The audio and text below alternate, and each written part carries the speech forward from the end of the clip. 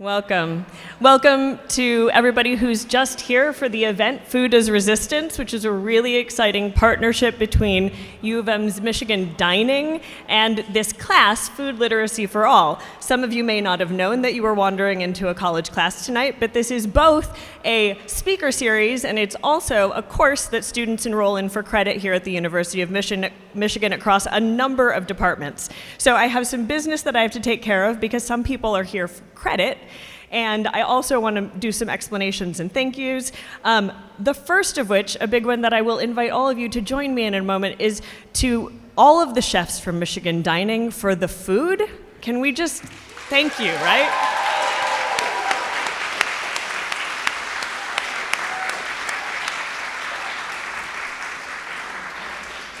I hope you took a minute to read some of the stories, and I hope you'll take a minute if you have time to stay afterwards to talk to some of the chefs about these dishes that they've created, many of which are really personal. I hope you saw the amazing ties to their heritage and other ways that they were thinking about this theme of food as resistance. We're so grateful for them for really making this event. And thank you to Amanda from Michigan Dining. Thank you to Bryce, to Maggie from the Clements. If you hadn't, stop over here. There are some amazing facsimiles of primary sources. We're talking this semester about Planted in History, a food future informed by the past, turning to the past to see what kinds of things we can take into the future if we really think about where it is we're from. Let's see, other thank yous. I have to thank also Sierra, thank you for the amazing marketing and for taking pictures of the event tonight. Thank you to Michigan Media for making the live stream possible. I know some of you are watching from afar, and welcome to you as well. Thanks to Michigan Dining chefs. Okay, those are all the big ones. But I also have to thank the people who are making this whole speaker series possible. The School for the Environment and Sustainability and the Center for the Education of Women are our major funders. They're going to make it possible for us to bring amazing speakers here every week of the semester. Yeah, thank you, funders. They matter. We have an entire team of people that's making this course possible, including Megan Gross and Naexi Hernandez, our GSIs, Kimmy Vandewedge and Sammy Maldonado, the SFSI coordinator and the course coordinator, and Chris Taylor, DJ Cite, we call him because he plays our hype music on the weeks that we're on Zoom. We're so grateful to all of them for making this class possible. There are captioning services available tonight. There are cards on the table that might be a little bit easier to get this from, or you can use, hopefully, this QR code or the link to get to a place where if you need captioning to help you understand tonight, that is available for you. The video is going to be delayed every week, actually, a little bit, because we want to wait till we get corrected captions before we make the videos available to the public. So the videos will be available to students in the class with the uncorrected captions, with all of their humor value, until roughly Thursday when we'll have the corrected captions available, and that's when they go on YouTube. Speaking of which, there are ways for you to engage, whether you are a student in the course or joining us as a community member. So you can, I've confirmed with people who are younger than me, this is still the verb we use, tweet us at SFSI_U of M on X, not Twitter, but we're still tweeting apparently, comments of up to, I think it's still 240 characters. There are poll questions. This weird little widget up here that you see is an iClicker. If you're not enrolled in the course, I'm sorry, you cannot participate in the polls tonight unless you are here in person, in which case we're going to ask you to, because you're suddenly in a U of M course, raise your hand. For those of you who are enrolled in the class, you may both raise your hand and also answer on the device that you're answering for course credit for iClicker. And if you are part of the community in subsequent weeks, you'll be able to participate via the Zoom polls. Is there a question possibly about the iClickers, or was that somebody raising their hand? Because I can take a question and answer it, but no, okay. Demonstrating the ability to raise your hand, I like it. There's also going to be, of course, we record all of these and make them available on the SFSI website, and you can go there and see the recordings of presentations going back to 2017 when this course was started. And I want to say one more big thank you to Lily Fink Shapiro, the brainchild behind this course. She started this course in 2017. Yeah, thanks, Lily. We wouldn't be here today. So I think that's all my thank yous. if you would like to register for subsequent sessions of this course, which will all be on Zoom, aside from our penultimate meeting, which will be in 140 Lorch Hall, the Fast Food for Thought. This will be the 9th annual one of those, and that's our second to last class session. All the rest of them are on Zoom. That one will also probably be live streamed. Zoom just isn't very good at getting live recordings to you in real time. So this is the QR code if you'd like to register for the rest of those sessions. We'll have a little bit of information about the one coming up next, which is Christy Spackman talking to us about her brand new book, The Taste of Water, next week. And I have some instructions for those of you joining us, because she's going to walk us through a tasting panel, and you're going to want to know what kind of water to have on hand. So, okay, that's all from me. I'm going to hand it over now to my co-faculty lead, Shakara Tyler, to introduce our speaker for tonight, Shiloh Maples.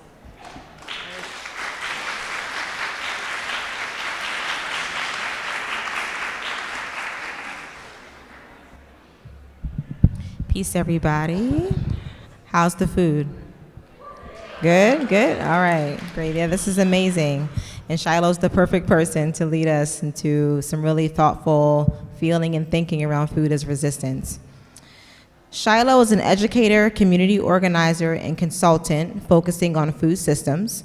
Her areas of focus include food sovereignty, indigenous food movements, indigenous community planning, and food systems education. In her practice, Shiloh works in partnership with community members and local leaders from around the Great Lakes to work towards a more just and equitable food system. For nearly a decade, she worked within Michigan's indigenous community to create a food sovereignty initiative which aimed at increasing access to cultural foods and creating opportunities for the community to fully practice their foodways in the urban landscape of Detroit. Shiloh has experience in community-led program development, implementing culturally based nutrition education, and organizing for PSE, or policy systems and environmental changes, to address health disparities. Her current work includes contributing to the updated Michigan Food Charter, serving on the Detroit Food Policy Council, and offering workshops on racial equity in the food system.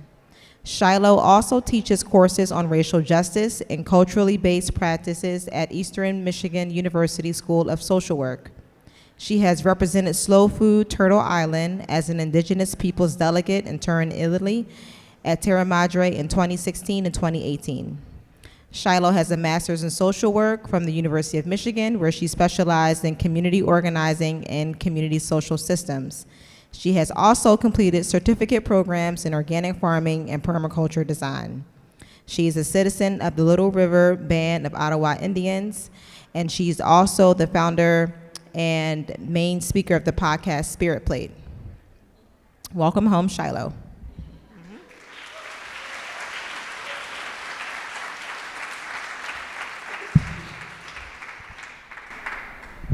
Thank you so much. Can everyone hear me okay? Great. Just gonna try to feel out the acoustics here for a minute.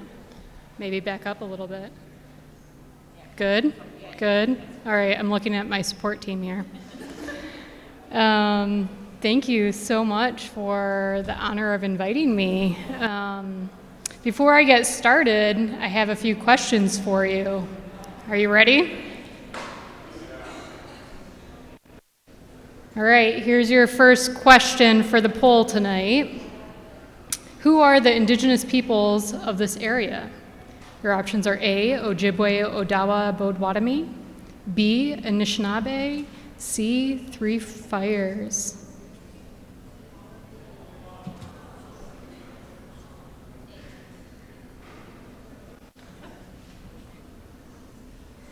We're gonna give it a 30 seconds for folks to respond.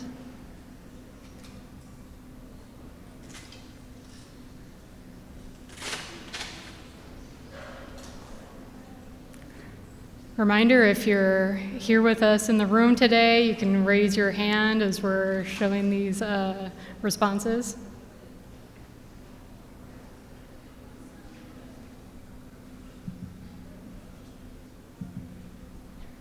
And here are the results of the poll. And I'll apologize because it was a little bit of a trick question. The answer is all of the above. I typically don't do that as an instructor, FYI. That's kind of bad that I just did that. As the answer is all of the above, the Ojibwe, Odawa, and Potawatomi are the three distinct nations or cultural groups that are indigenous to this area, but the Anishinaabe and Three Fires speak to us as a collective or to our confederacy. All right, second question might be a little easier. I promise this one is not a trick.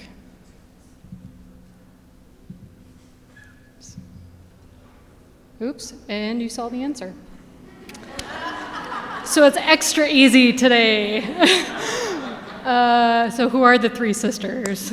The three sisters are corn, beans, and squash, and I'm sure many people in this room have heard of that before. Wow, I'm off to a great start right now.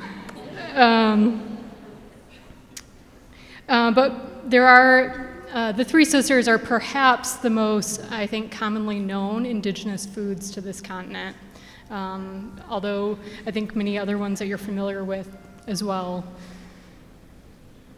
All right, let's try this again. This is why I asked about the technology multiple times.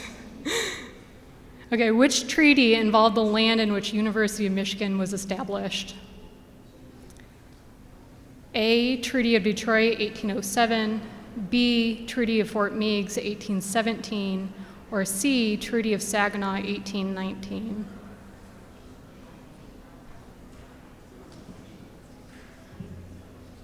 Give it another 30 seconds here.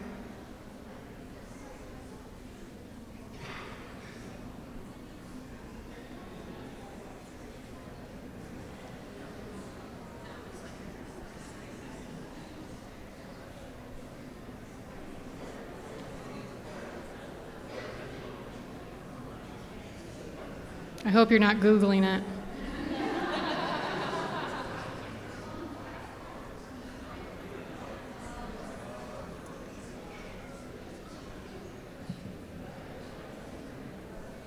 All right, here are the results.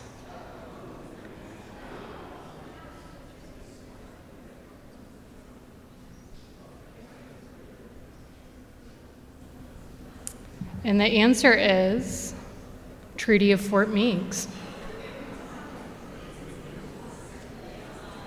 All right.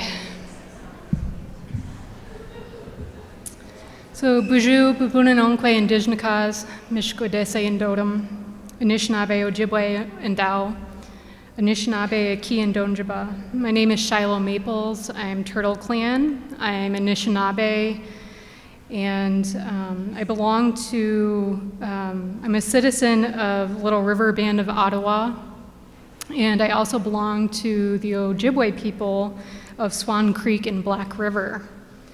I have lived my entire life here on Anishinaabe territory, my ancestral homeland. Chi miigwech, many thanks to the planning committee for the tremendous honor of being invited to help open this semester's course. What a journey we have all been on. The Sustainable Food Systems Initiative and this course, as they are today, have been many years in the making. Countless committee meetings in the making and community conversations. And what an incredible amount of time and energy. I want to offer a special thank you to the staff, faculty, students, and community partners who have created these spaces and opportunities for us to gather on the topic of food. As individuals, we have also been on quite a journey.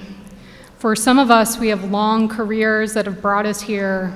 Some of us have been propelled by lived experience with food insecurity, poverty, being disenfranchised, and some of our presence in food work is a continuation of the beautiful cultures and grand lineages before us. Our parents, grandparents, and ancestors before them, whose brilliance and tenacity lives on within us. We have so much to acknowledge, honor, and celebrate today. And this is true for me as well. It's been a long road to get here before you today. And some of you may have heard this story before, but when I was in graduate school here at University of Michigan, food systems became the lens to understand and contextualize the extreme social and health disparities that I saw in Indigenous communities and my own family. And so much seemed to be tied to the trauma and the abrupt lifestyle changes caused by forced removal from our homelands and assimilation. So many of the complex past and present issues faced by Indigenous communities are the direct result of being disenfranchised and restricted from practicing our place-based food ways. This is when I first learned of the concept food sovereignty, this idea that people have an inherent right to shape their own food system. And I began learning about how food sovereignty has always been a core element to Indigenous peoples' resistance and liberation strategy. I also had a professor say to me in the middle of class that I was fixated on food and that social work had bigger things to worry about. And I can kind of chuckle about it now, but at the time I was infuriated. Reflecting on this over the years, it's evident that this professor was unable to see how my concepts of self, wellness, and justice as an Indigenous woman are directly tied to the land and my food. I didn't have the language to defend my work at the time, but I've often thought about what I might say to that professor if I had the chance. So, here it is. Today, I introduced myself in a particular way in the way that my elders and teachers have taught me. And when I did this, I shared who I am. My clan, Turtle Clan, tells you who I have kinship ties to and about my responsibilities that I have to all my relations. My introduction tells you which Indigenous nations I belong to, Ojibwe and Odawa. And I introduce myself in this way because it reminds me of who I carry with me, who my work is for, and who I'm accountable to. It reminds me of my ancestors who are the foundation of my existence and my work, and it calls them into being with me. This introduction also positions me in relation to this place that I call home. It grounds me in all of these relationships and what it means to be a person of the Great Lakes.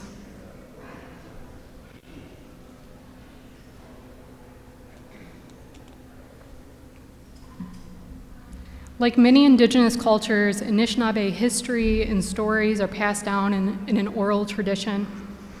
In the sacred stories passed down from my Anishinaabe elders, it is said that the first human was put down on earth where the fresh and salt water meet, on what is now known as the St. Lawrence Seaway. In the beginning, our ancestors lived there on the East Coast, that is, until a set of prophecies came to our people, and among them it was foretold of newcomers and the destruction that would follow. It is said that our people would be destroyed if we did not move westward. And these ancestors were told to follow the path of a particular shell and trace the waterways until they found food that grows on the water. And so that's what they did. They migrated westward until they came to the Great Lakes and found our sacred manoman, or wild rice, the food that grows on the water.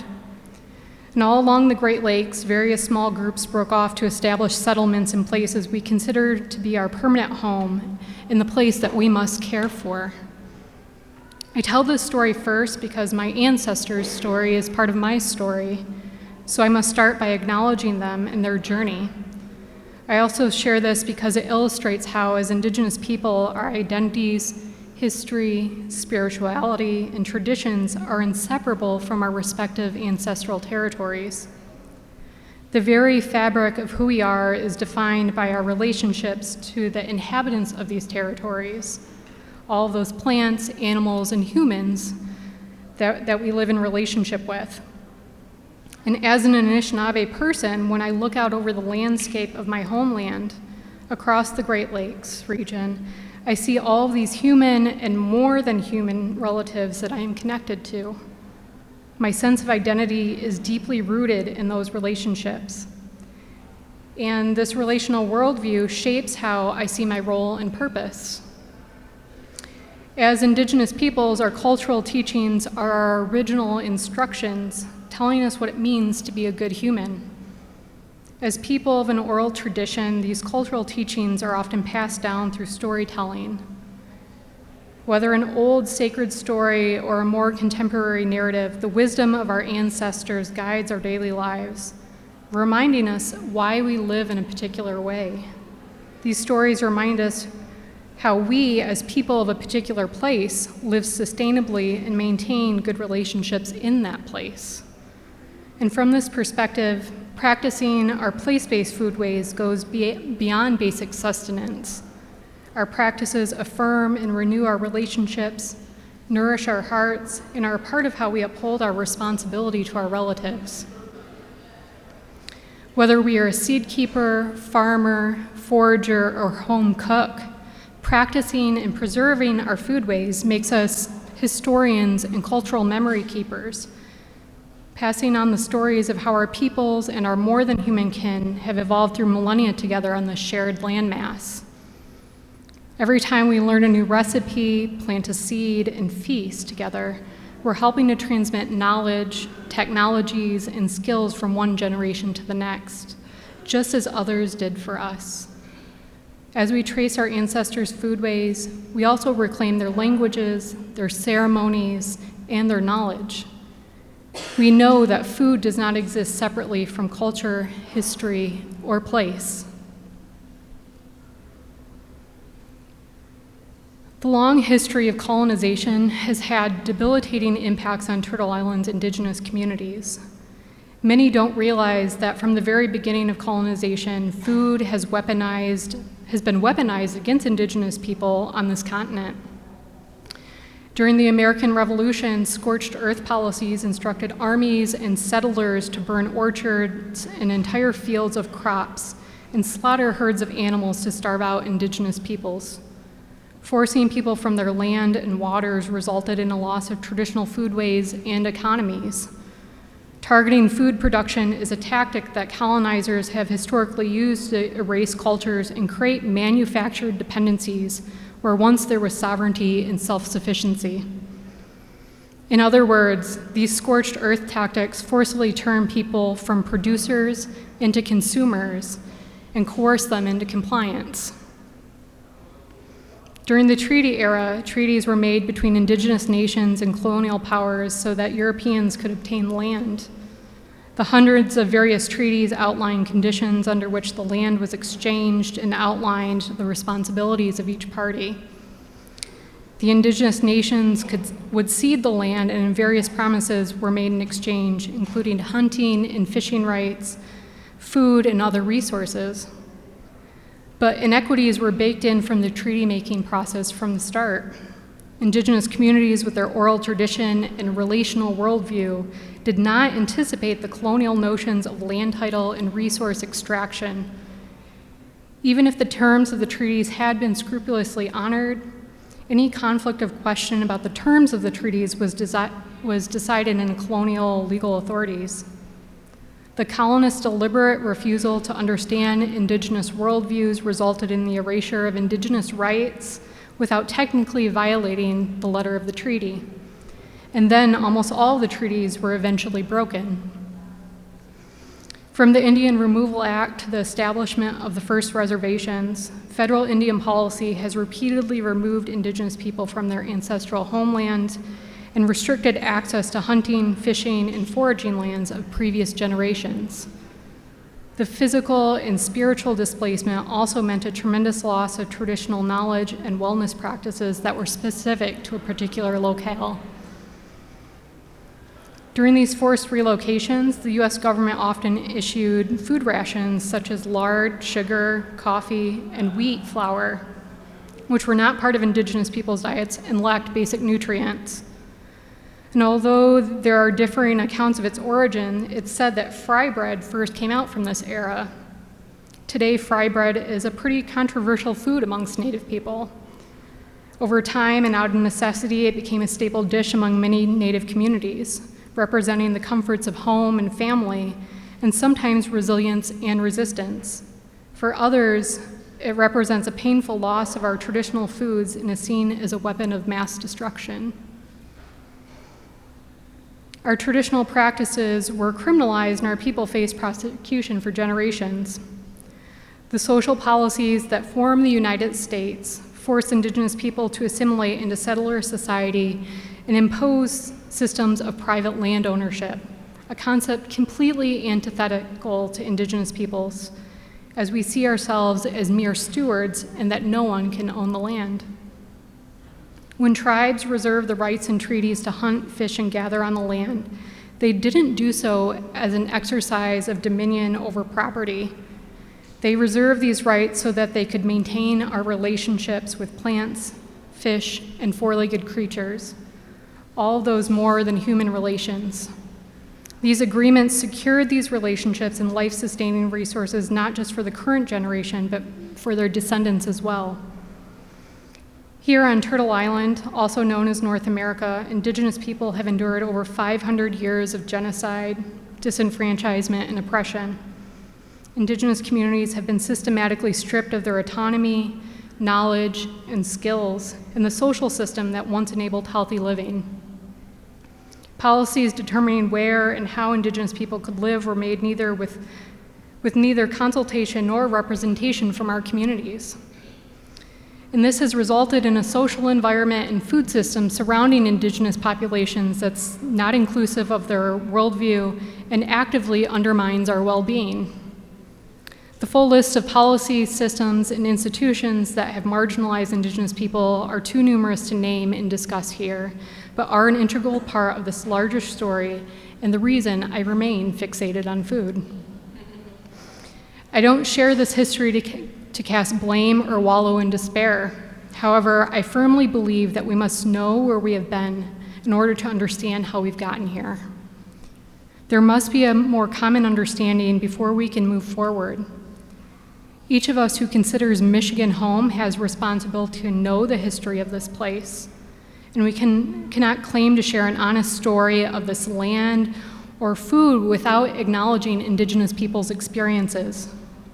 A critical understanding of the journey that led us here needs to become a more common understanding before our society can give life to a new, more equitable food system.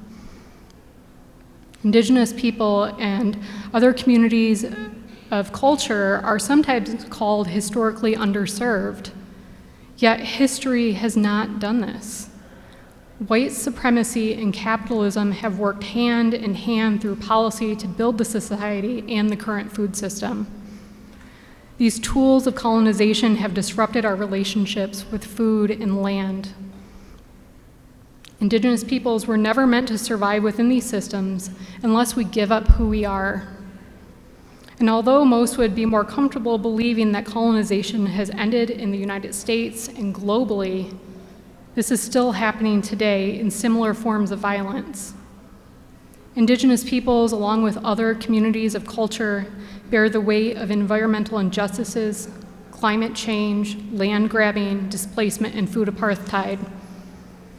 Our communities and bodies tell the story in the devastating rates of chronic illness and intergenerational poverty. And I know these stories because my story is among them. When I introduce myself today, as my elders have taught me, I'm telling you that the history of this place is part of my personal history as an Indigenous person. What it doesn't tell you is that because of this history, I'm the first generation on my maternal side in over a century to be raised by their parents.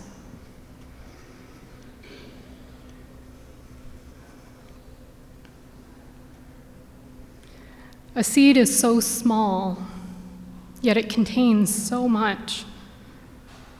Following the seeds, I have come to understand more about myself, my ancestors, and this place that I consider to be my homeland. As an Anishinaabe woman, I come from a long lineage of people who have been intimately connected with food and farming because of our ancestral cosmologies and traditions. And with the help of seed mentors and the seeds themselves, I was the first in my family in many generations to return to growing and eating these foods. And doing so has reconnected me to the rhythms of the natural world and grounded me in the unique qualities of this particular place. Similar to how food that grows on the water, wild rice, led my Anishinaabe ancestors to their home, our traditional foods have guided this lifelong journey and process of coming home to myself. This journey has led me to my work as a community organizer and seed keeper in the Indigenous food sovereignty movement, where I've worked alongside Indigenous communities, my relatives sitting here, for more than a decade. And this personal story is much longer and more complex, but I hope what you take away from it is that for most of us in the Indigenous food sovereignty movement, this is a labor of love to rebuild our communities and resist the ways that colonialism continues to manifest in the current food system.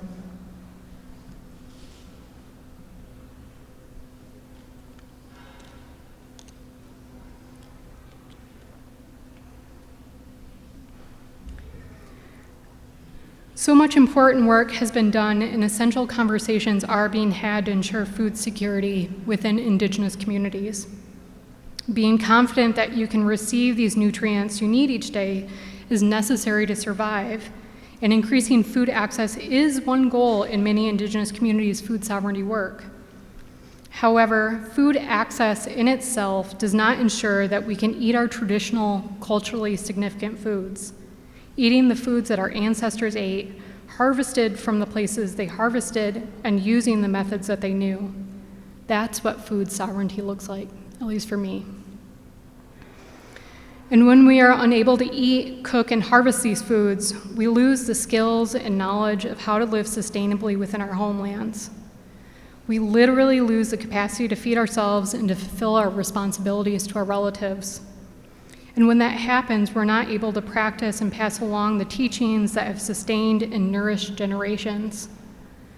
When we're neither allowed nor able to maintain our traditional foodways, we're not just losing food, but we're losing culture, and the world is losing knowledge about how to live in a particular place. If Indigenous people have to give up part of their identity to have their fundamental human rights honored in the current food system, then this food system isn't for them. And that is why I work and stand firmly within the Indigenous food sovereignty movement, because this is the only food movement that is dedicated to fighting for Indigenous people's full human rights, including the right to maintain our traditional food system on our own terms.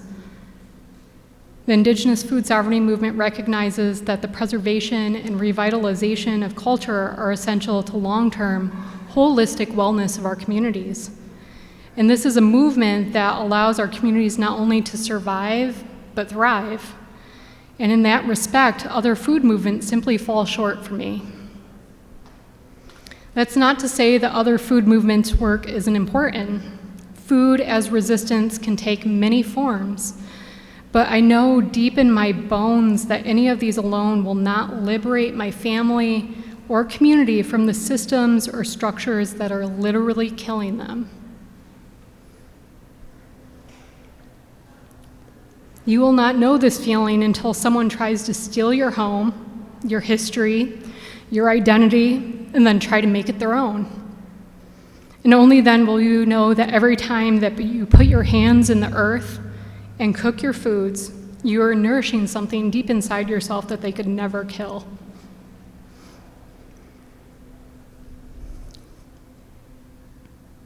Many of the stories about Indigenous people that exist, both in the media and in people's minds, are full of falsehoods that have been constructed by people outside of our cultures. This means that generations of Indigenous people like me first experienced our own histories elsewhere through someone else's interpretation. And that's if our people were even mentioned at all. Furthermore, Indigenous communities are often invisible to the larger society or spoken about in the past tense as if we're extinct. This invisibility harms our peoples and nations as it often reduces us to stereotypes and creates false notions of pan-Indianism. And we can see this attempted erasure through our foods and seeds as well. Intellectual property rights have allowed the privatization of indigenous knowledge and biopiracy of plant varieties that have been cultivated by indigenous communities over thousands of years. The patenting of our foods and seeds is not only a serious threat to our ability to feed ourselves, but to our very identities. Commonly used terms such as Indian corn seem innocuous, but they exclude any mention of our communities of origin, twist our histories, do not acknowledge our valuable contributions to agriculture or cuisine, and perpetuate false notions that our cultural items are merely decorative. Whether through neglect or purposeful exclusion, these misappropriations continue to do damage to indigenous communities and other communities of culture. But despite all of colonization's best efforts, our food and seeds are living proof that we are not a conquered people.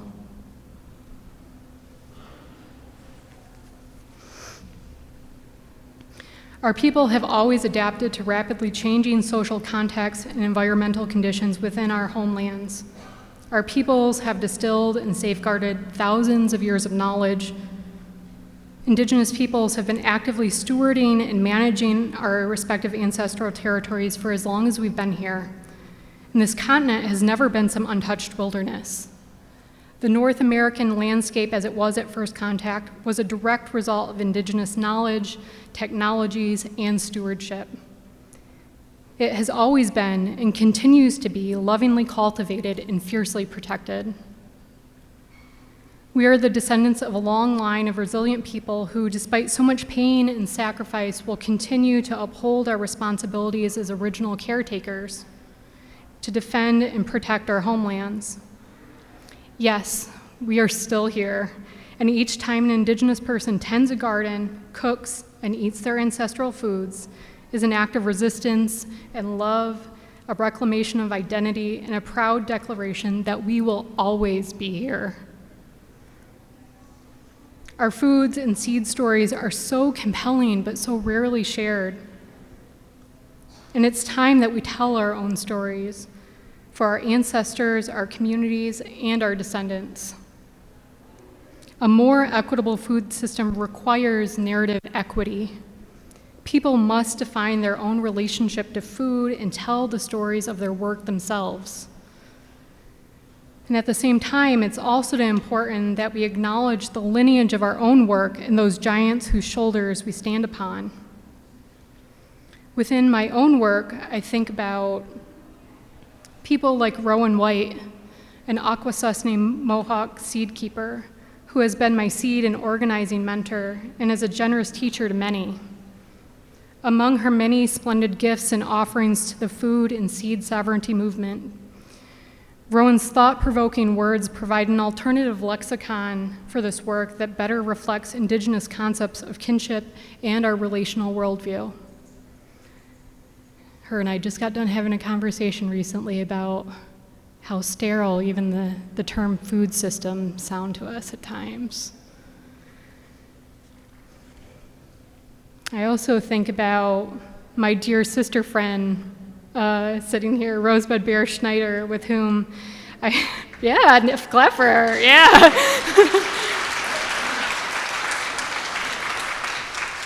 With whom I started a food sovereignty program in Detroit many moons ago. Rosebud is an Anishinaabe farmer, the co-director of education engagement at Keep Growing Detroit, and I would say an emerging young matriarch in our Southeast Michigan community. As one of the organizers of the Detroit Sugar Bush, she faced police harassment when officers wrongfully shut down a maple tapping gathering that community members had already received permission to host in a city park. Rosebud has called upon the city to do better and advocates for changes that would allow community members to practice their foodways in public spaces. I also think about those young elders who have taught me so much. People like Aaron Loden, an Acoma Pueblo seed keeper who is doing incredible intergenerational work in the Southwest using ancestral knowledge and techniques to dryland farm during historic droughts caused by climate change. Or Kirsten Kirby-Shute, a Tlingit chef, an urban farmer originally from the Northwest, but who we are so lucky to have as part of our Southeast Michigan community. They're growing and cooking incredible cultural foods to increase access to this medicine for our urban community here, and working nationally with the I-Collective to bring the issues of food sovereignty to a wider audience. I think about fellow growers and families who are doing deeply meaningful food sovereignty work in their communities. People like Becky and Stephen Webster of Ungwakwa, a 10-acre farmstead on the Oneida Reservation, where they grow traditional foods and create opportunities for the community to learn about planting, growing, harvesting, seed keeping, food preservation, food storage, as well as making traditional tools. They've established a community kitchen and a trading post on site. And at that trading post, it's a space where cash is not accepted, but it helps to facilitate community trade and bartering. They've also been key players in establishing corn and bean cooperatives alongside other growers in their community. Their philosophy is that every time an Indigenous person plants a seed, that is an act of resistance and an assertion of sovereignty. And these are just a handful of the people calling for the return of traditional foodways and actively working intertribally and across movements to re-indigenize our regional food systems. As a movement, we're resisting the overconsumption, extraction, exploitation, industrialization, and other ways that colonialism, capitalism, and white supremacy manifest in the food system. In saying this, I also recognize that Indigenous peoples' struggles and resistance here on Turtle Island do not exist in a vacuum. Our struggles are interconnected with yours, and we have never been alone in this work. We are just one part of a larger ecosystem.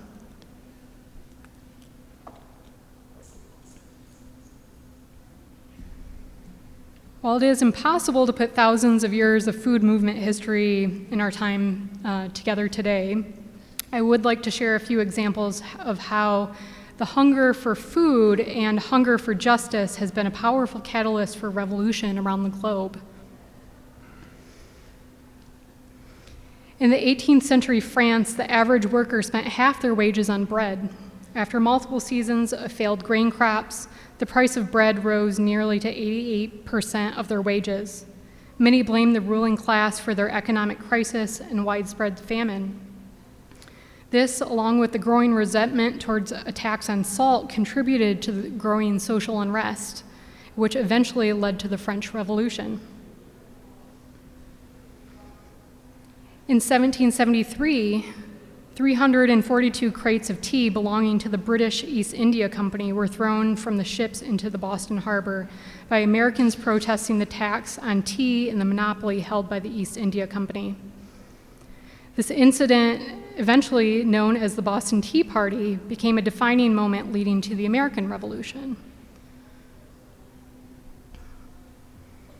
In the early 20th century, Russia, the beginning of industrialization led to people to leave the countryside and farming to find better opportunities in factories and other work in cities.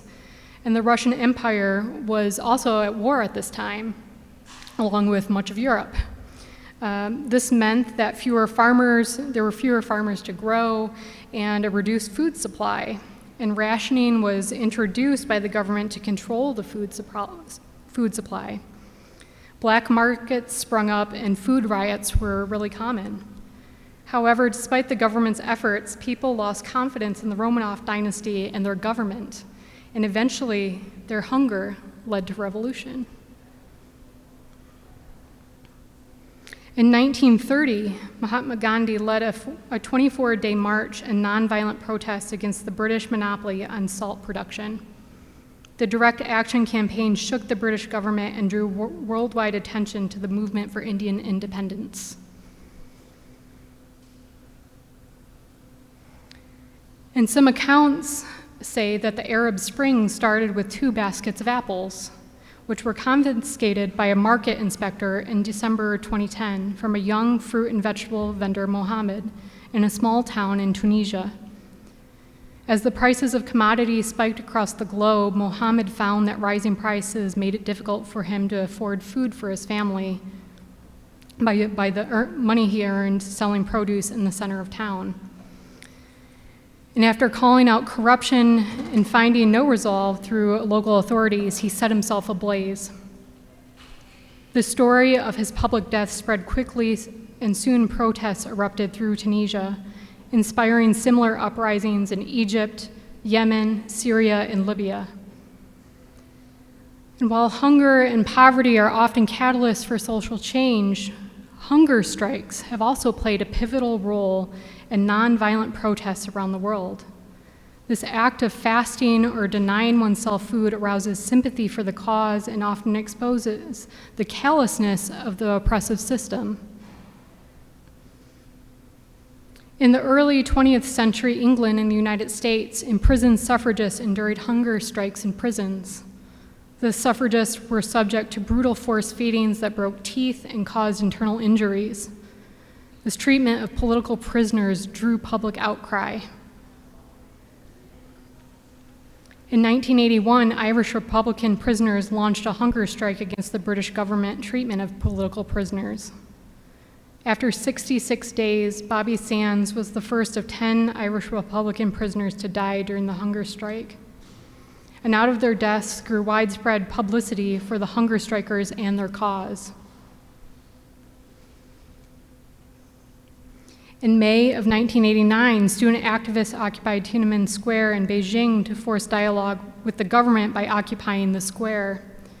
In their hunger strike manifesto, which was distributed throughout the city via cassette tapes and handbills, there's a throwback, the students explicitly framed their decision to stop eating as a sacrifice on behalf of their country.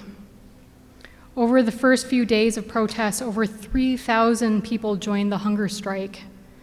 Widespread media coverage showed students chanting and fainting, which created striking images for the world. From the Woolworth sit-ins that sparked nationwide protests after 4 Black students sat at the counter to protest segregation, and all of those less documented Black folks who fed and sustained protesters through the civil rights movement. To the Black Panthers and their contribution to activism, resistance, as well as the US educational system. Among their many contributions, they implemented survival programs like the Free Breakfast Program for children. The Free Breakfast Program created community centers around the nation where children and their families could eat and learn more about Black liberation. The federal government attempted to discredit the program, and police raids on multiple sites attempted to end the program. Nonetheless, the program showed the government's failure in addressing poverty and childhood hunger, and eventually inspired federally funded programs in schools to provide free meals. In the Heartland Prairies, the Standing Rock Sioux tribe led an intertribal movement to protect sacred sites in the Missouri River from the threat of the Dakota Access Pipeline. For almost a year, they weathered the elements of the open prairie and stood in solidarity against powerful oil companies and militarized local law enforcement, protecting the waters not only for their descendants, but for yours as well.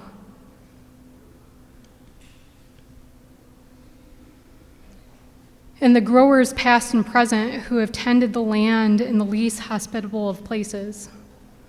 The first reservations, gentrified neighborhoods, and the front lines of both climate change and war zones to make up for the food that has been denied to our communities through manufactured scarcity.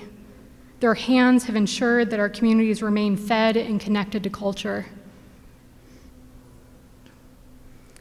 For many reasons and through different means, many people and seeds have journeyed together far from their lands of origin. Some seeds like maize, or as the Anishinaabe may know her, mandamin, have migrated to all regions of the globe, passed lovingly from hand to hand, community to community, while others have been removed by much more violent means. Through forced relocations like the Cherokee who carried their sacred seed bundles hundreds of miles on the Trail of Tears, or some Dakota who sowed the seeds into the hems of their clothes as they were exiled from their homeland. Before being human trafficked during the transatlantic slave trade, African peoples braided seeds into their hair. These were not done just as a reminder of home. These were tangible acts of rebellion and resistance that were necessary means of survival in a rapidly changing reality. This wisdom and foresight of those seed keepers and agriculturalists who have kept our heritage foods safe throughout forced relocation, displacement, enslavement, occupation, are awe-inspiring and have my eternal gratitude. But now, more than ever, it's urgent that each of us step back on the path of being a seed steward, because that is one of the most powerful forms of activism that we have against the corporate consolidation and control of our seed and food. One of the reasons that humans have been so resilient and able to adapt to the ever-changing conditions is because of the biodiversity that we've stewarded. Our seed and plant relatives adapt quickly. Once there were a multitude of different varieties that nourished our communities, but now, comparatively, there's only a handful. Sometimes seeds were traded out, but they didn't stay alive in the communities of origin. And some have found themselves in places like natural history museums, public seed banks, and academic archives. Some of these seed banks or archives were created in response to an erosion of biodiversity. But seeds are living relatives, and just like other living beings, they need to exist within a living context and within living systems to continue adapting. Often in the indigenous food sovereignty movement, as people are reconnecting with their ancestral foods, they realize that part of this entails being reconnected with culturally significant seeds. But sometimes these seeds are no longer available in their communities. And many people are familiar with the term repatriation, which often is used to describe the process of returning sacred items or ancestral remains that have been stolen or removed back to their communities of origin. Likewise, the term rematriation and the seed rematriation movement speak to returning seed relatives to their communities of origin or motherland. In many indigenous communities on Turtle Island, seed keeping is part of the responsibilities carried by women. So this act of bringing them home is also about returning them to the hands of the women who have cultural roles and responsibilities that can only be fully actualized when they're reunited. When Indigenous people restore those relationships to land and reclaim our culture, these seeds and foods play a very important role. When communities work together in these type of cross-cultural collaborations with institutions, there is a tremendous amount of intergenerational healing that can happen. There are so many incredible stories from the seed rematriation movement, and within them, many messages of reconciliation and hope. Throughout human history, we see that freedom has only ever been achieved through resistance. Instead of accepting our failed system and unjust world, food resistance movements have dreamed and labored toward building a new one. When we share their stories, we fight the erasure of the generations before us, who embodied the meaning of resilience, those stewards who have safeguarded the knowledge and skills that we would need to live Minobimadzewin, a good life. When we share their stories, we acknowledge that we did not arrive at this place on our own. We honor those who risked everything to resist, who continue to rise again day after day, and who renew their commitment to their descendants, to the next generation, to us. And we have all been impacted by ongoing colonialism. It has attempted to deny each of us of our full humanity. Our stories and journeys to this place are deeply personal, and we are all indigenous to somewhere, and I really believe that your ancestors are waiting for you to remember them. And for some of us, this is much harder to do, or we can only trace their footsteps back so far.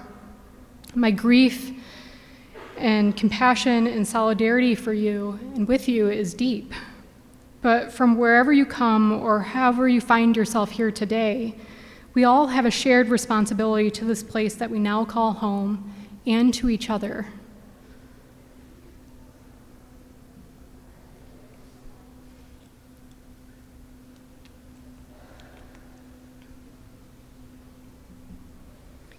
Our collective food work exists on a spectrum, from food access, justice, to sovereignty.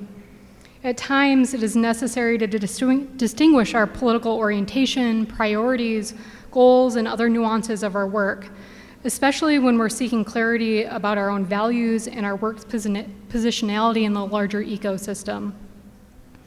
But just because it's not our work does not mean it's not part of the work. Our differences do not have to be a wedge that drive us apart. On the contrary, they can bring valuable insights, assets, and skills to our collective work if we learn how to celebrate and honor them. That is the part of the beauty and possibility that lies within diverse living systems, which we and our work exist. We all have the space for everyone's voice and the autonomy to contribute to the common vision in our own way. If we are able to address both immediate needs and work towards significant structural changes, we cannot afford to self-associate within our own communities or movements, only reaching out when specific opportunities arise. We need to build strong alliances across these movements that consistently and consciously share resources, build collective capacity, redistribute power, work on policy together, and co-create direct action campaigns. We must recognize that our collective work exists on a spectrum from food access to food sovereignty, and regardless of where you are on the spectrum, whether you're calling for reform or radical transformation of the food system, neither is possible without the other. We need each other in this work. Thinking about the ecosystem that is the food movement, we each have perspectives and skills to offer. We have the weavers who help to connect people, organizations, ideas, and movements. We have guides that teach and advise and who help us discern the wisdom before us. We have experimenters who innovate and take risks. We have storytellers and artists who carry our histories, cultures, and experiences through their music and art. We have healers who recognize and are confronting the trauma caused by oppressive systems, institutions, policies, and practices. We have builders who develop, organize, and implement ideas, practices, and resources in service of the collective vision. We have caregivers who nurture and nourish the people around them by sustaining a community of care, joy, and connection. And we have disruptors who shake up the status quo to raise awareness and build power. What skills, strengths, and insights can you offer at this particular moment? How do you help carry this vision forward? These are not our job titles. These speak to who we are in this work. It's not just about how we do the work, but who we are being in the work.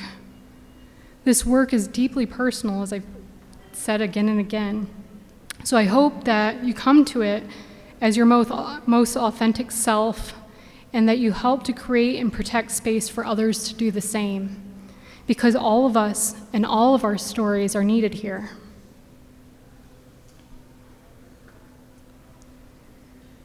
This might be where my message to my former professor would end, but it's here where my message to the student body and the emerging leaders of our food resistance movement begins. As an Anishinaabe woman, my relationship with the university and similar institutions has been complicated, to say the least. The very existence of this institution upon this land and the thousands of acres it holds across the state has meant the continual displacement of Indigenous peoples and restricted access to the spaces that are significant to our communities. And it has resulted in tremendous accumulation of wealth for the university. And while I'm hopeful and energized by the conversations and work happening across the institution to tell a more accurate history of the university's founding, including Indigenous people's significant contributions, recognize the present-day implications, and create more support for Native students, this remains a difficult space for students to exist in. As I tend to do, I can't help but think about the multiple generations of Native student activism on this campus who have called upon the university to do better. I think about Paul Johnson, who in the early 1970s used his graduate studies to research the relationship between the university and Native communities. Through his research, Johnson came to believe that the university could be compelled to grant free tuition to Natives based on language found in the Treaty of Fort Meigs. Johnson argued that the treaty traded away land for the guarantee of education. Johnson was successful in creating a consensus among students and community members across the state, and in 1971 they filed a class action lawsuit. Ultimately, the courts found that the state was under no such obligation, but the case did kindle a sense of moral obligation that led to the passage of Public Act 174, the Michigan Indian Tuition Waiver Program, in 1976. And if it wasn't for Paul Johnson's activism, I and many others would not have been able to attend college. I think about how in 1972, the Native American Student Association was formed to promote the interests of Native students and awareness of their presence on campus. I'm grateful for all the Native advisors, mentors, and alumni, both past and present, who have helped to build community and opportunities for Indigenous students to thrive on campus. People like Shannon Martin and Andrea Wilkerson. I think about the Native students who, over several decades, protested the existence of Michigama on campus, a society that possessed Native artifacts, including ancestral remains, and appropriated Native cultures. People like my friend and colleague, Joe Riley, and allies from the Student of Color Coalition, who in February of 2000 occupied the Union Tower for 37 days and announced they would stay until the university ejected Michigama from campus. Although not all of their demands were met, their activism led to significant changes on campus. I also think about the countless Native students and allies across campus who have continually called upon the university to confront its history and find new, more equitable ways of being in relationship with Indigenous communities. Those who advocate for decolonizing of curriculum, land back, and who are continually asking the institution, what does it mean to be a good guest on Indigenous land? Those who recognize that a territorial statement is an essential acknowledgement of tribal sovereignty and articulation of the institution's commitment to Indigenous people. But that statement in itself is not the work of building and sustaining meaningful, mutually beneficial relationships. Legal compliance with the treaties is the absolute minimum responsibility. But to fully support Native students' attendance, retention, and success at the university, student and community identified priorities need to be shared priorities of the university. And this commitment needs to be demonstrated through words, actions, and resource allocation. Although not directly tied to food movements and food systems, all of these struggles are interconnected. People will continue to ask us what is most important: land back, traditional foods, language revitalization, or indigenizing education. But what they often don't get is that all of these are the same thing. The land is us, and we are the land. There is no separation. I also share these stories from campus because they're an important reminder of the power you have as students. You have power in numbers, you have resources and mutual aid networks, knowledge and expertise, and so many other forms of power. Probably so many more than you even realize right now, really. And over the years in higher ed, I've heard students yearn for mentors who create opportunities to critique and confront the origins and dominant approaches of their respective fields. Those mentors who help equip them in mind and skill to contribute to transformational change at the university and globally. While there are many phenomenal faculty and opportunities to engage with the content with this critical lens, I have also seen the disappointment, or perhaps disillusionment, when those reflections raised by students are missed, dismissed, or avoided.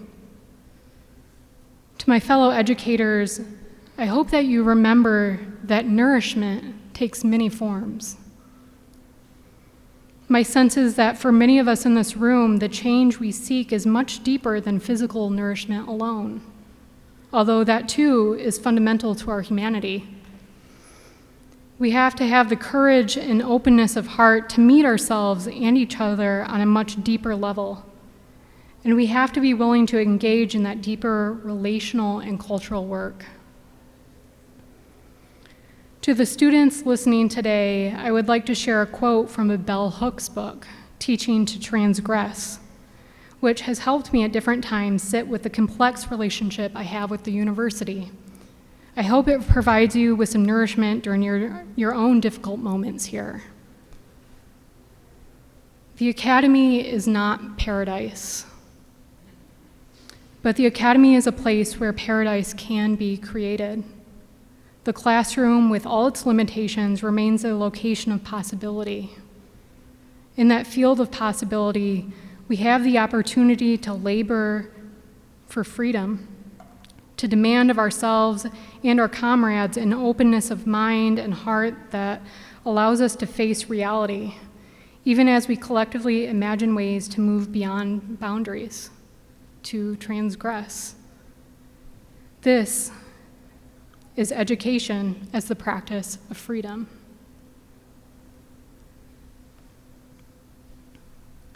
In closing, I would like you to consider for a moment in this new food system that we're laboring towards, what change is necessary for us all to have that deep sense of nourishment on many levels? An elder once told me that none of us can carry an entire culture, nor are we supposed to. It's not meant to be that way.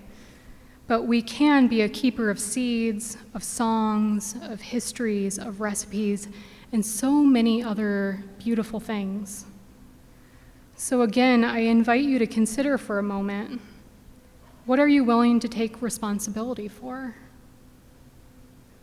What are you willing to care for and steward? This vital work asks us to dream beyond our current circumstances. Your imagination is a necessary tool for us to clearly envision and articulate what liberation looks like. What do you dream for yourself and for us? Thank you.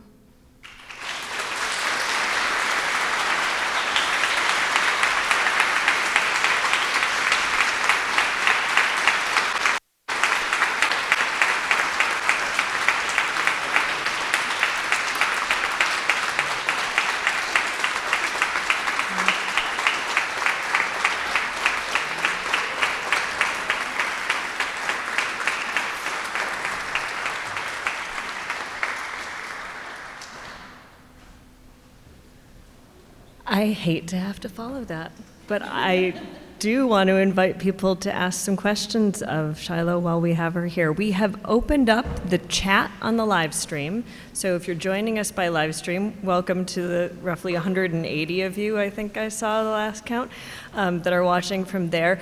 You should be able to type a question into the chat, and then we have a microphone here in the room. So if you would line up behind the microphone if you're here in the room and you have a question for Shiloh. And what we're going to do actually, and then if Megan and Naexi, if I can get you to, we're going to be a team on the chat over here. So as we have great questions from the live stream, we'll come and stand in line as well, and then we can get a mix of questions from the live stream and from you here in the room. I'm trying to talk nice and slowly and deliberately to give people time to think about their questions, move their way to the microphone, type their questions into the chat. I think we have people settled.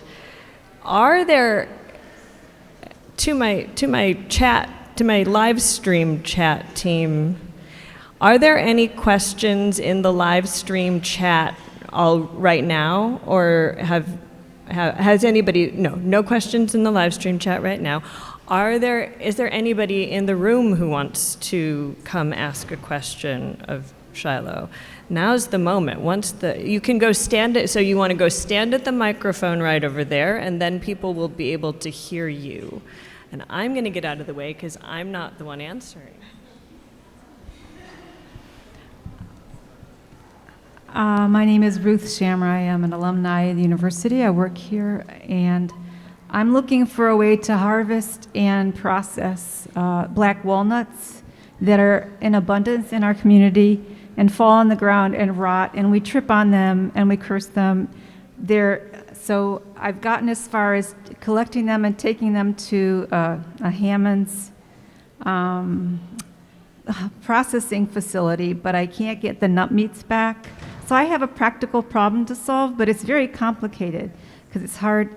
I'm part of the Michigan Nut and Fruit Growers Association. It's a loose group, and there's many inventive people who tried to create, machines to hull them and crack them, and nobody's done it yet. So there's some kind of commercial system that can do it. I'd love to make that a community resource somehow, and they're everywhere. And I don't know if anybody here has any ideas on how to solve that problem. I don't know of any commercial equipment personally. I would love, if anyone in the room does, please connect with, was it Ruth? Ruth here in the front about cracking black walnuts. I've only done that a few times with varying amounts of success, but I do have a friend that lives in Lansing that probably can do this with large amounts, but she puts them in her driveway and then runs over them. It works.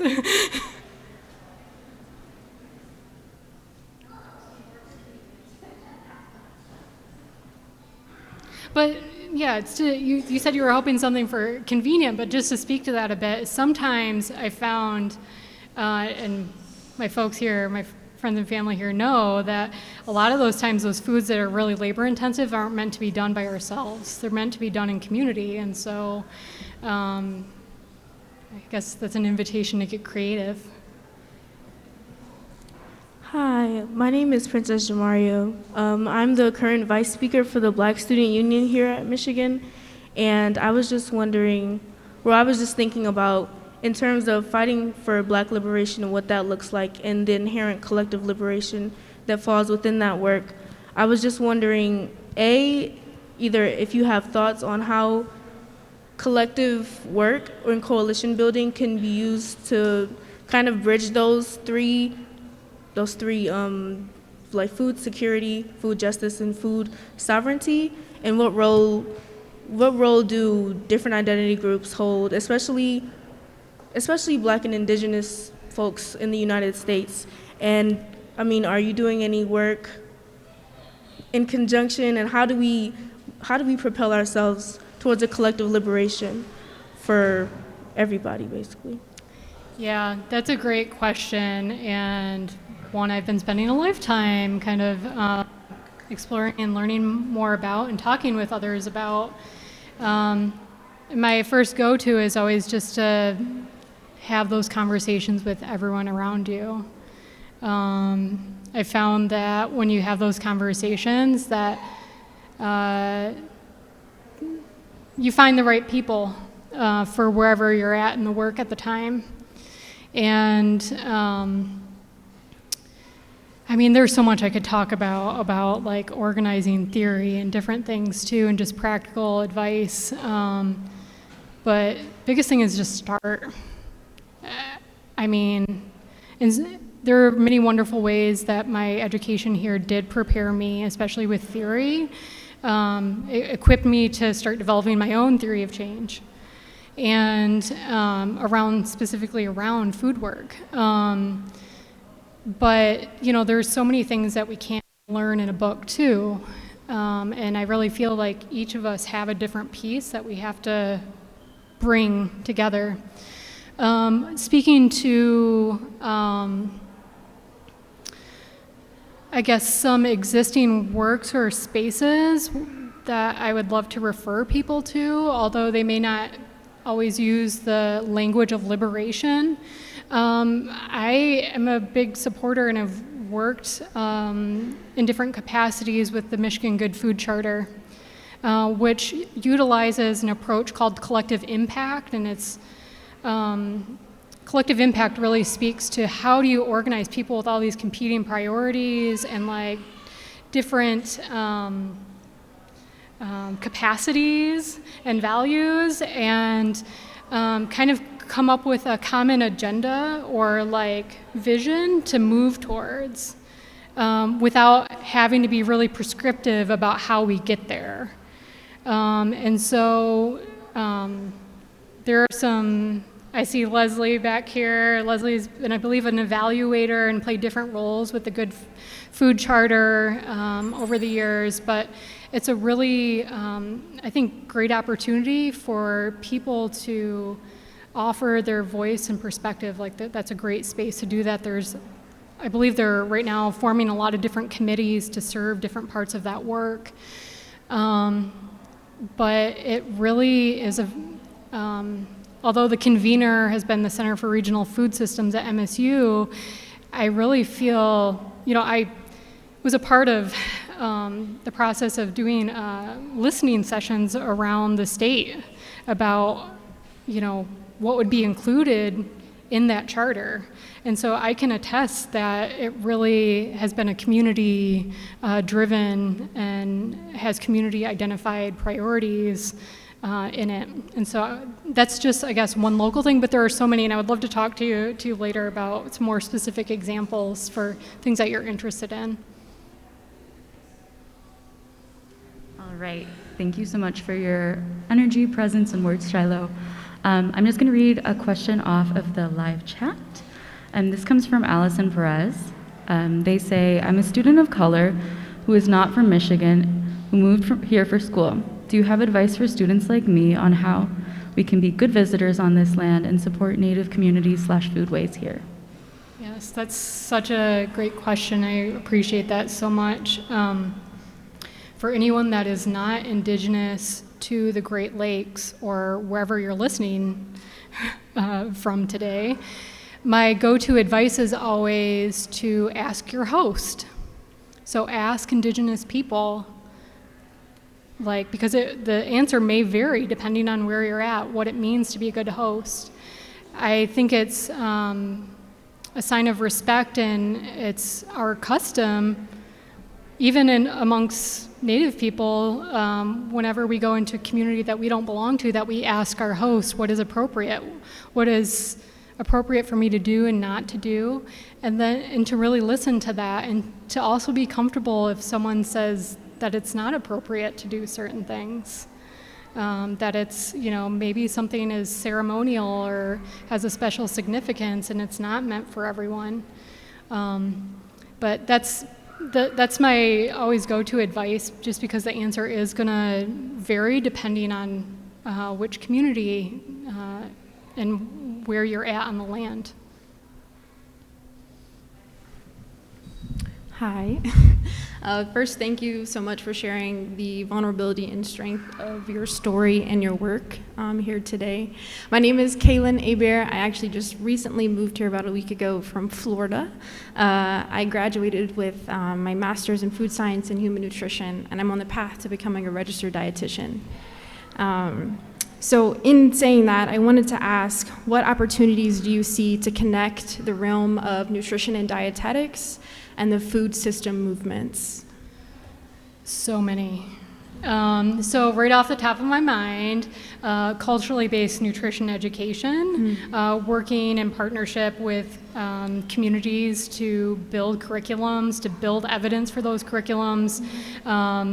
When we were working in Detroit, one of the biggest challenges for our work was that there wasn't an evidence-based curriculum that was based like Anishinaabe, based in Anishinaabe culture. And I advocated for years, and it took so much labor.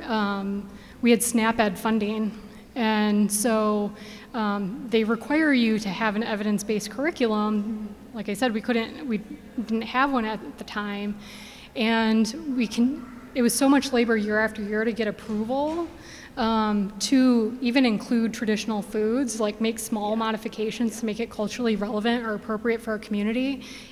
And I had to do those same things year after year, every funding cycle. And so I'm happy to say I'm now in a different role with that work, and I've been working with an entity here in Michigan to build evidence for that culturally based curriculum that we eventually started using, and I think that actually I'll share the name of this curriculum. It's not publicly available, but the community is willing to share like templates to, I guess, inspire other curriculums. And it's called the 13 Moons of Anishinaabe Nutrition, and it follows our traditional calendar and what foods are in season, and incorporates storytelling and seeds, and it's really, I think, can be a great framework that could be used for any number of communities. But yeah, that's probably like the go-to thing off the top of my mind is about that really culturally relevant and responsive nutrition education. Thanks. Thank you for that question. Okay, I'm reading a question from the folks who are streaming virtually. This is a very robust question, it's a warning, and I hope I pronounce your name correctly. Maythily asks, how do you think the challenges of climate change will affect the food sovereignty movement, and what hopes do you have for the movement in the next 20 years? Whew, that's a big one. So the question was about how climate change is impacting the indigenous food sovereignty movement, and it is already, and it has been for several generations already. The landscapes of our grandparents are not the landscapes that we live on today. And there is a tremendous amount of spiritual loss to that too. But it impacts our ability to continue to feed ourselves. It changes the way that, for seed keepers, there are a lot more extreme weather events. Just a few years ago when I moved to a new home, I was planting my first garden there, and I was growing a Bear Island flint corn that I steward, and there was 2 or 3 days of terrible storms and winds that I could never remember before in my life anything like that happening. And I almost lost that entire crop of corn because it all got blown over. I was out there with a pump, electric pump, getting water out of the dugout rows so that the roots wouldn't rot, and staking up corn. And because I knew that if they survived, those daughter seeds would have that resilience that they would pass on. Luckily, I didn't lose them, but that's just one example of that. This accumulation of knowledge that I've been speaking to of a particular place, and the place is rapidly changing, and you're trying to keep up with it, and you're also trying to help care for your plant and seed relatives when all this is happening. It's a real challenge. not to mention, just like the physical, literal erosion of, people's homes and communities, like completely wiped away. There are so many layers to it. I have to cut off the questions. I'm hoping that if it's possible, you might be able to stick around so that the people who are waiting to ask might get to have a conversation with you. Hopefully that's possible. But I do have to wrap this up. Thank you so much to Shiloh. Please, thank you guys.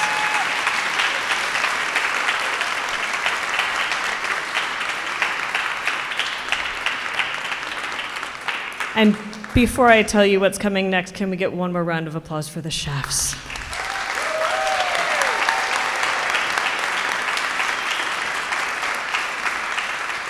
The food was incredible.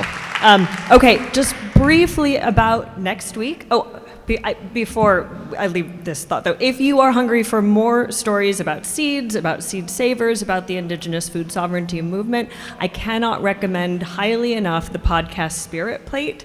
Those of you in the class have already listened to, hopefully, episode 7. Every episode is as beautifully crafted as the talk that you saw tonight, so please give it a listen. It's really, really wonderful. Next week on Zoom, we're going to hear from Christy Spackman. Her new book, The Taste of Water, just out from UC Berkeley Press, is going to revolutionize your ideas about the idea of tastelessness in water. She's going to tell us where that idea comes from, where we got the idea that water is tasteless.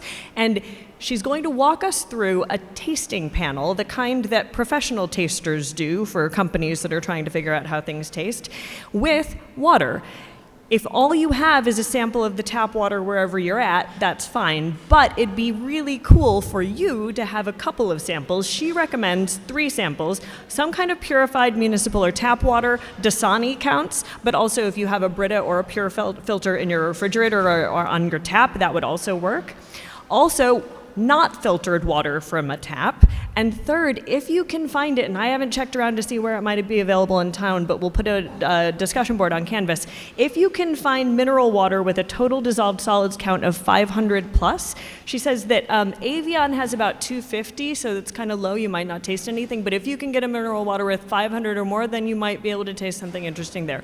You want these at room temperature in either plastic solo cups or in glass cups that have been washed out and ideally rinsed in a distilled water if you can. You want no other smells or tastes in there with these 3 different types of water. So do have those available for next week if you're joining us, whether on Zoom they'll all be on Zoom. If you're joining us in person and part of the class or part of the community. Thank you so much for being here. That's it.